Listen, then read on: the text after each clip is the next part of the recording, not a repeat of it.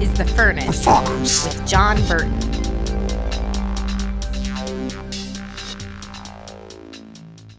All right, it is time to deal with something that, man, should have been dealt with a long time ago. There is this belief system, this movement, this stream, this idea, this philosophy that is just flat out jacked up, and we've got to deal with it today. And a lot of people are buying into this. What it is this idea that any negative attributes of God are inaccurate, wrongly discerned, wrongly defined. And the idea that God only exhibits the sweet, happy, positive stuff. You hear it where people will say, well, God's in a good mood all the time. Nonsense. You'll hear people where they will say that, he doesn't get angry. Nonsense. They'll hear that there's no wrath. Nonsense. You'll hear people say that he took all wrath and all anger and all that stuff on the cross. Listen, not true. This is wrong. It is absolutely wrong. And why this is so critical is because it just completely redefines God's character and who he is. The Bible is radically clear, everybody, that his wrath remains on the lost. In fact, when's the last time you heard someone use that when evangelizing? There's no good news unless there's bad news.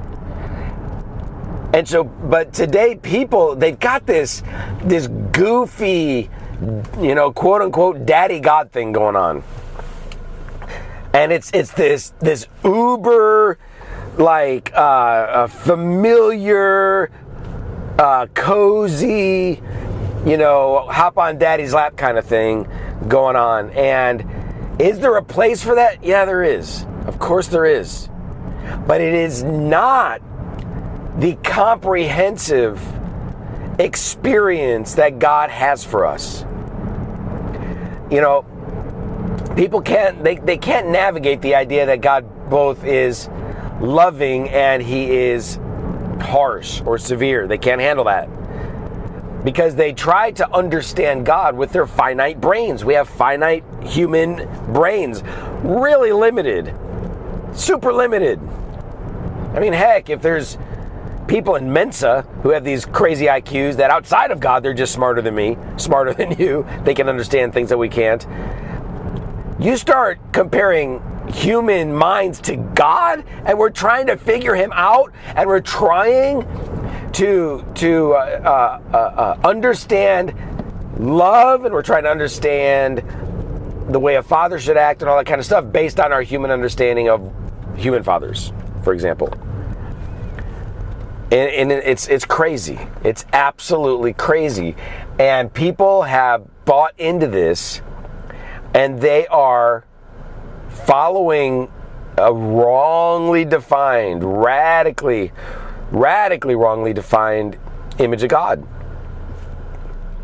People will say, I hear this all the time, that we aren't supposed to really fear God, but it actually just means reverence. Nonsense! Wrong! Does the word fear, when talking about fear of the Lord, does it translate reverence? Sometimes it does. Does it translate terror sometimes? It absolutely does. It does. You cannot get away from it. And it just blew my mind. It blew my mind. On somebody else's post, on their Facebook rather, there was a post with a famous part of Jonathan Edwards' sermon, Sinners in the Hands of an Angry God. And the question was, is this really God? And it's talking about how God is vengeful and his wrath is real, and that he's hanging us over the pits of hell. And is that God? Is that an appropriate sermon? And it just blew my mind. This is Jonathan Edwards. The Great Awakening was launched. Oh my God. And people are saying that it's heresy, that it's vile, that it's disgusting. Why is that? Because pastors have failed miserably. Teachers have failed miserably by misrepresenting God. And doing all this stuff that I started this out with, saying, no. Any negative stuff, that's not God. That's a misrepresentation. That's not God. That's wrong. You've wrong, understanding of who God is. And they get into this greater revelation thing. Well, you have a greater revelation, and you're gonna have an understanding of how God is always in a good mood. It's the dumbest thing I've ever heard in my life. Right? That anything negative is not God. That God is never angry. That God, it's another religion, everybody. This is not the God of the Bible. It's foolishness. Absolute foolishness, without question. People will say that some people will say that perfect love casts out all fear, including the fear of the Lord. They say, I've heard it many times. Because they can't relate to a God that would cause them to tremble in fear. They can't relate to that. To them, that's not the God that they've signed up for. They'll say that God doesn't cast people into hell, that he would never do such a thing, and that people just make a decision to go to hell. Of course, we can make a decision to follow Jesus or not, but at the end of the day, God is doing the separation. He's doing it. He's saying, you are a sheep, you are a goat. I'm separating you, physically moving you over to that other side, and then physically casting them into hell. He does it. He's not just saying, I'm disappointed in you. I wish things could have worked out better. And by your own decision, you've kind of gone to hell. So I'm just done with you, and I'm going to let you wander around. And who in their right mind would step into hell unless he was cast into hell? God makes that decision that if you don't follow Jesus and surrender, then you are cast into hell. And people are saying today that no, God doesn't do that. Where is this? Man, we're teetering on some seriously heretical ideas. Redefining God. So now we have a generation of people who can't hack the idea that God does that. That God actually killed people in Scripture. They can't deal with that. And they try to invent all of these explanations and they're making all of these crazy assumptions on it. Listen, you don't get to decide who God is. You don't get to decide how he acts. You don't get to. You don't get to decide. He's God. You're not. I'm not. He's God. And if you don't want to follow, listen close. If you don't want to follow God, if it's true that he is terrifying at times, you don't want to follow God. If it's true that he is to be feared, you don't want to follow him. If it's true that he actually casts people into hell, you don't want to follow him. If it's true that he actually kills people, you don't want to do that. You don't want to follow him if it's true that he's angry.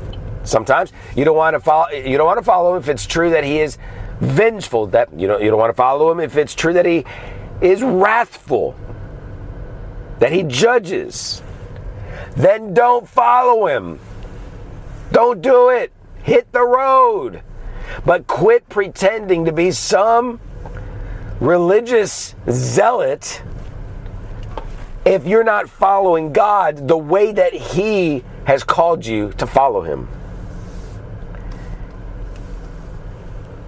And it's not a greater revelation that we need that would somehow result in the eradication of these attributes of God that cannot be denied scripturally.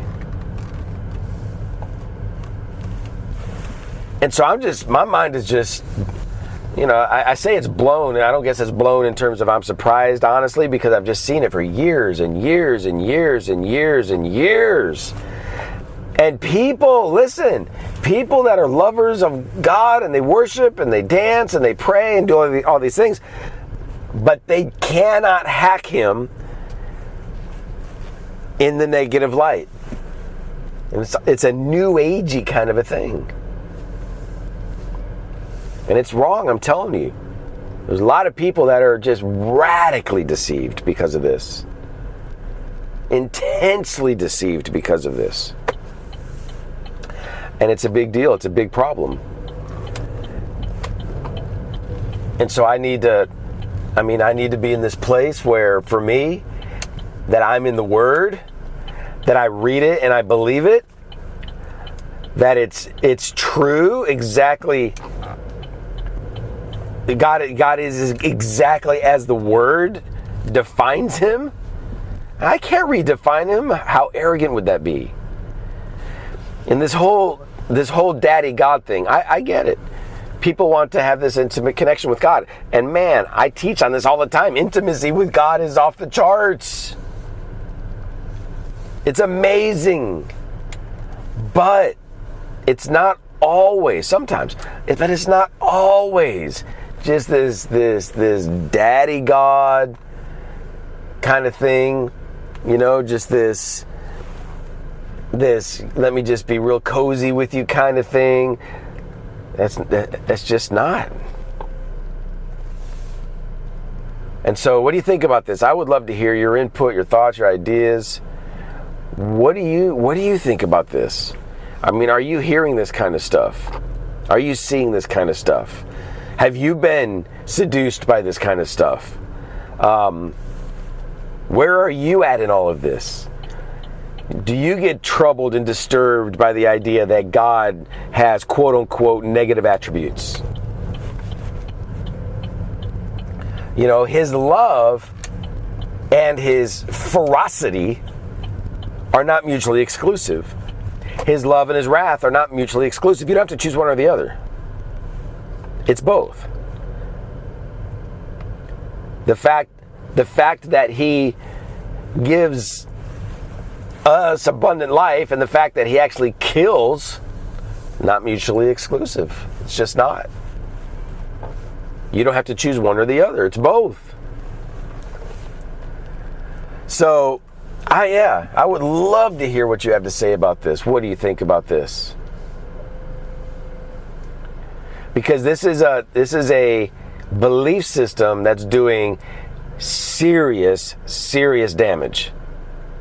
And it has to be resolved. So let me know what you think. Contact me on my website, burton.tv. Leave a comment on Facebook if that's where you're listening to this. But I'd love to hear what you have to say. All right, talk to you next time. Thank you for listening to The Furnace with John Burton. You can access media, read articles, and partner with the ministry online at burton.tv. And by all means, share this podcast with those who are hungry for revival, reformation, and revolution.